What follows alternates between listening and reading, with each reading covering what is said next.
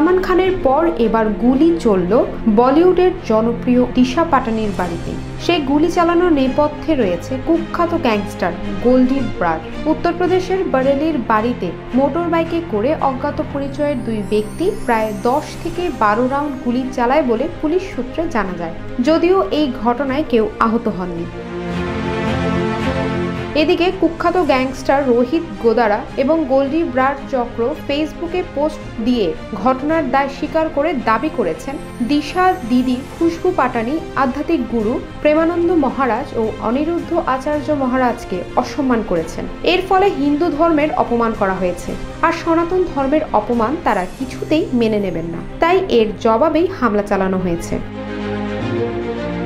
কিছুদিন আগে একটি ধর্মীয় সভায় বর্তমান যুগের নারী পুরুষের সম্পর্ক নিয়ে আলোচনা করেছিলেন ধর্মগুরু অনিরুদ্ধ আচার্য।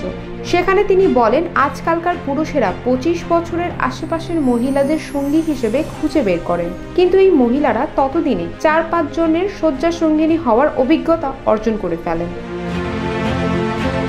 ধর্মগুরুর এই মন্তব্যে রেগে আগুন হয়ে যান প্রাক্তন সেনা কর্মকর্তা খুশবু পাটানি। তাকে নারী বিদ্বেষী বলেও আক্রমণ করেন, এমনকি অনিরুদ্ধ আচার্যকে দেশদ্রোহী ও নপুংসক বলেও কটাক্ষ করেছেন দিশার দিদি। এই মন্তব্যের জেরেই কুখ্যাত গ্যাংস্টার গোল্ডি ব্রার দিশার পরিবারের ওপর হামলা চালিয়েছে বলে ধারণা করা হচ্ছে।